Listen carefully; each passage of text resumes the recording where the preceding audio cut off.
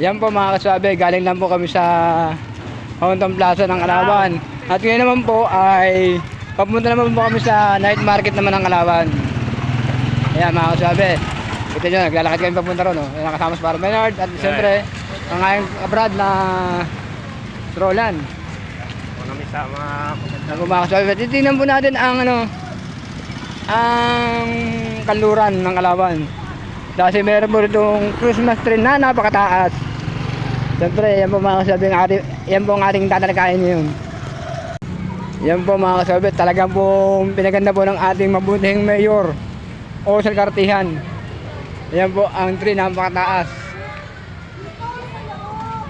Siyempre, yan po ang Christmas tree. At ito pa naman yung stainless na pinya. Ayan. Yan po mga kasabi. At doon po ay pwede po kayo mag-picture sa maraming puon.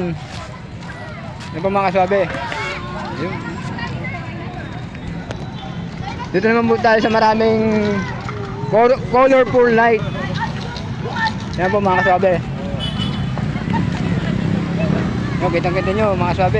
Pasok tayo dito mga kasabi. Ayan po mga kasabi, ang dami po nagpipicture dito sa colorful ng light yan.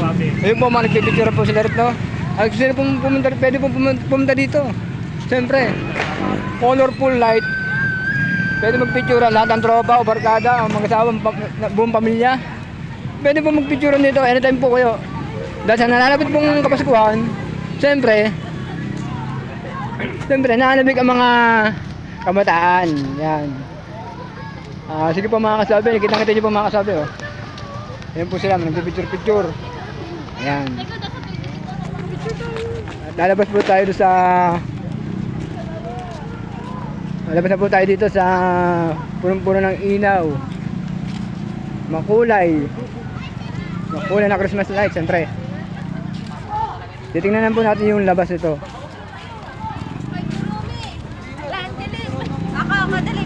At ayan na nga po mga suwabe.